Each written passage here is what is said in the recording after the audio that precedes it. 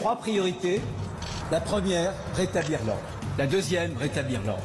La troisième, rétablir l'ordre. Alors, que s'est-il passé à Mâcon ce week-end? Ce qui s'est passé, c'est que vers 23h dans la nuit de samedi à dimanche, un groupe de jeunes a mis le feu à différents bâtiments publics. Des grosses détonations et des feux d'artifice. Alors je pense des tirs de mortier, des choses comme ça. Ça fait peur, quoi. Ils s'en sont pris à des bâtiments publics, mais aussi à des véhicules, je crois. Tout à fait. Il y a 7 véhicules de brûlés, dont certains sont faits par le centre Leclerc qui sont mis à disposition des gens qui n'ont pas de véhicule. Donc c'est encore plus stupide. C'est terrible ce qui arrive. On n'y supporte plus, quoi. Là aujourd'hui, si vous voulez, c'est un véritable fléau. On le voit dans toutes nos villes, on le voit même maintenant dans les campagnes. Et on a des moyens, j'allais dire, traditionnels qui ne sont plus adaptés. Ils se vengent de quoi?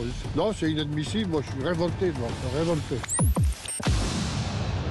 Et donc après ce refus d'un local municipal, des émeutes ont éclaté ce week-end à Mâcon. Plus d'1 million d'euros de dégâts pour l'instant. Selon le maire, il réclame l'application des lois antiterroristes au narcotrafic. Alors parlons vrai, peut-on mettre sur le même pied terrorisme et narcotrafic? Et comme le demande le maire de Mâcon, faut-il appliquer les lois contre le terrorisme aux narcotrafiquants? Vous dites encore et toujours oui à 94%. Vous voulez réagir? Le 0826 300 300. Étienne Blanc est avec nous, sénateur LR du Rhône et rapporteur de la commission d'enquête sénatoriale sur le narcotrafic. Merci monsieur le sénateur et bonjour, merci d'avoir accepté notre invitation. Merci Philippe Bilger, on veut toujours changer la législation. Est-ce que cette fois-ci, vous pensez que ce serait intéressant? Alors justement, ma chère Cécile, si joliment habillée, puisque je fais référence à la pièce tout à l'heure relativement libertine, je ne suis pas totalement d'accord avec monsieur le sénateur et à l'analyse que vous venez de faire, parce que au fond, je me demande si en permanence, confronté à des blocs de délinquance qui n'ont rien de nouveau, qui s'amplifient, qui s'aggravent, on ne cherche pas le salut d'une certaine manière dans la fuite de changement, d'adaptation, et la nouvelle mode, c'est de réclamer à chaque fois un nouveau parquet national. En ce qui me concerne, mais je le dis très très modestement, je pense qu'à l'heure actuelle, on a tous les outils pour lutter contre le narcotrafic à partir du moment où celui-ci, à mon sens, n'a pas grand-chose à voir avec le terrorisme, notamment sur le plan de l'intention directement mortelle, et que, au fond, il faudrait peut-être, plutôt que de chercher en permanence de nouveaux outils de répression, se servir absolument et pleinement de ceux dont on dispose aujourd'hui. Et ça veut dire qu'à tous les niveaux, au niveau du pouvoir politique, au niveau des exécutants, au niveau de la magistrature, on prenne ces problèmes à bras-le-corps. Sébastien Ménard. Complètement aligné, une fois n'est pas coutume, avec monsieur le procureur Philippe Bilger. Moi, j'en ai marre qu'on nous bassine avec des dispositifs exceptionnels, rajouter une couche d'exception à l'exceptionnel ou d'exceptionnel sur l'exception. Appliquons la loi, construisons des prisons, remplissons-les. Voilà, c'est ça le vrai sujet. Elles sont pleines déjà. Non, mais construisons des prisons et remplissons-les. Je l'ai dit dans cet ordre-là, Cécile de Minibus. Et ce que je dis aussi, c'est que quand vous discutez, et vous pouvez probablement attester de ce que je vais dire, Cécile de Minibus, puisque vous connaissez un certain nombre de fonctionnaires de police, la frustration des forces de l'ordre, à qui on dit n'y allez pas, reculez, quand il y a des émeutes, quand il y a des descentes à faire dans les quartiers, dans les caves, sur les toits, etc. La plupart du temps, finalement, la doctrine, c'est pas de vague. Voilà, c'est évidemment pas de vague. On peut pas dire ça évidemment, aujourd'hui. Attendez. Évidemment pas de vague, évidemment pas de bavure. Attendez, moi je le vois dans ma cité Biarrotte. Certes, c'est pas le Bronx. Certes, c'est pas ce qui se passe à Mâcon. Certes, c'est pas ce qui peut se passer dans les quartiers nord de Marseille. Mais à chaque fois qu'il y a des problèmes, finalement, on dit oh mais c'est pas grave, c'est 2 gamins isolés. Et vous avez quand même pour des problématiques de stupéfiants des jeunes gens qui se font quasi massacrer à 19 ou 20 heures. Voilà, c'est ça qui se passe un peu partout. Donc arrêtons l'exclusionnite, voilà, laissons les forces de l'ordre travailler, intervenir de manière sévère et que la justice fasse son travail. Mais quand la justice fasse son travail, l'idée c'est pas de permettre à des délinquants d'être sous bracelet électronique et de continuer à dealer, de continuer à terroriser des quartiers, c'est enfermons-les, coupons les téléphones portables. Voilà ce qu'il faut faire. Et ça, c'est dans la loi. François Osillo.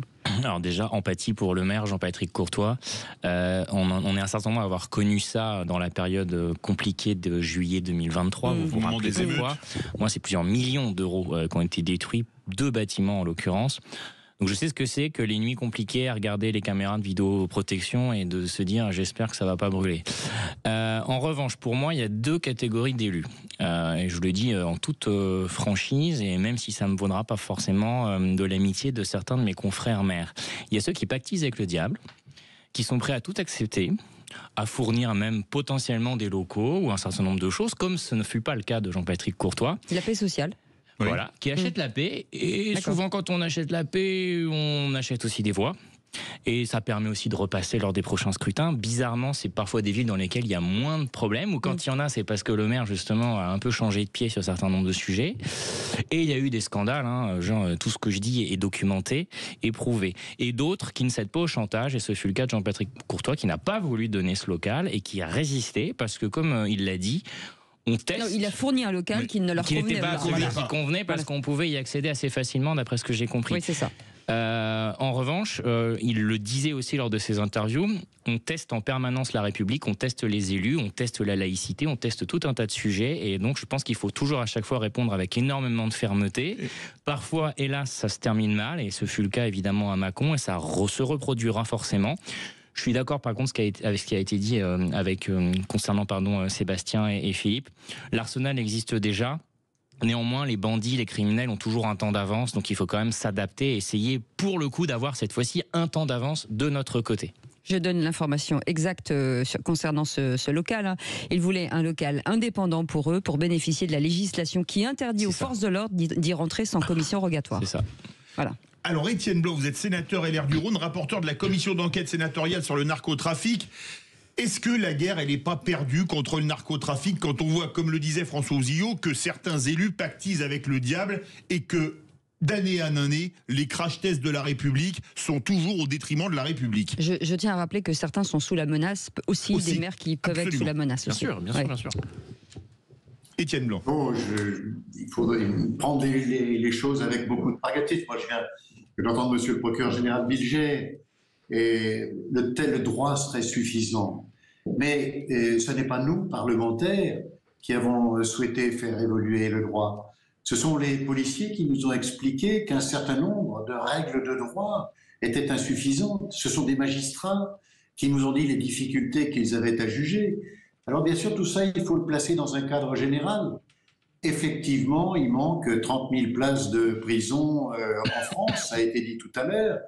Je rappelle quand même qu'en 2002-2003, Dominique Perben avait fait un plan pour construire des prisons. Il a été mis à bas par Madame Taubira. Aujourd'hui, malheureusement, on touche les dividendes négatifs de cette décision. Mais je voudrais rentrer, si vous me le permettez, un peu dans le détail et donner quelques exemples. On a voulu tout à l'heure dire qu'il faut calquer la loi qui va permettre de lutter contre le trafic de stupéfiants sur la loi terrorisme. Non, il ne faut pas la caler, mais il faut s'inspirer d'un certain nombre de dispositifs qui ont fonctionné. Et je voudrais en citer quelques-uns. C'est le cas notamment du renseignement. La loi de lutte contre le terrorisme, elle a permis de donner des moyens supplémentaires pour lier le renseignement et les procédures judiciaires. Et on le sait bien, en matière de trafic de stupéfiants, c'est le renseignement qui est au cœur des politiques et qui doit être au cœur des politiques.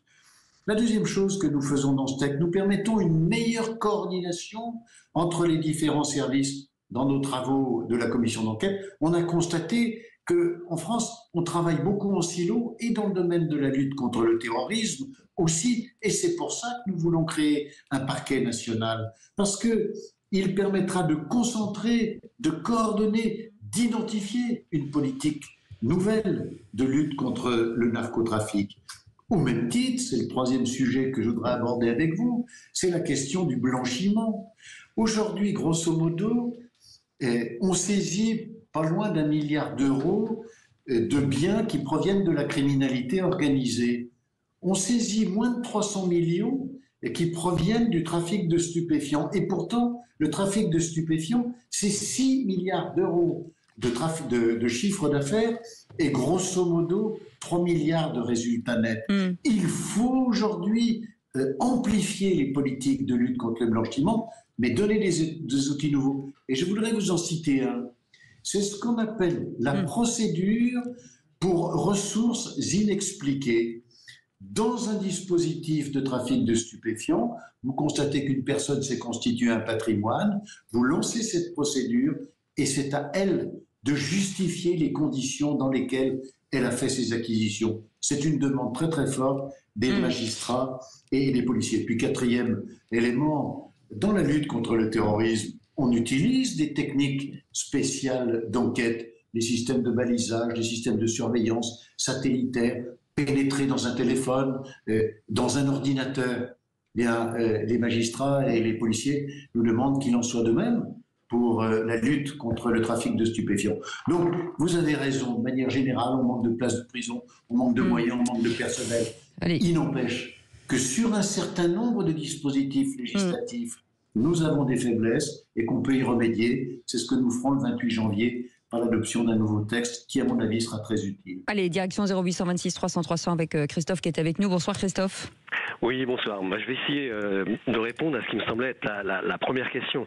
Peut-on appliquer les mesures particulières des actes terroristes à ce qui se passe à Mâcon? C'est bien ça? Oui. Oui. Alors, quand on regarde l'état de lieu des groupes violents qui atteignent à la vie, qui volent, dealent, détruisent et blanchissent, on est dans l'article 421-1 du Code pénal. Définition du terrorisme, les infractions commises intentionnellement en relation avec une entreprise, individuelle ou collective ayant pour but de troubler gravement l'ordre public, par l'intimidation ou la terreur, constituent des actes de terrorisme. Donc, dans ce qui pourrait sembler le droit commun, les délits de rue, on est en plein acte de terrorisme et rien ne s'oppose dans ce cas-là aux mesures particulières, c'est-à-dire les visites domiciliaires de jour et de nuit, les gardes à vue jusqu'à 144 heures, les mesures individuelles de contrôle et les gels des avoirs financiers et étendus aux personnes qui incitent au terrorisme, aux actes de violence. Donc les outils, on les a. C'est l'application de la loi qui manque. Et Philippe Bilger ne me contredira pas. Ce qui nous manque, c'est application de la loi citée par les procureurs. Philippe Bilger, répondre à Christophe. Monsieur, oui, ce que vient de dire Christophe est très intéressant, mais si vous le permettez, monsieur le sénateur, évidemment, je connais la qualité du travail sénatorial, mais quand j'avais l'air de discuter cette volonté de découper en tranches des catégories gravissimes de la délinquance et de la criminalité, mon inquiétude venait du fait que j'ai l'impression que de plus en plus, au détriment de ces blocs de délinquance et de criminalité, on oublie peut-être qu'il serait nécessaire d'adapter l'état de droit, de le rendre moins sophistiqué pour la délinquance en général.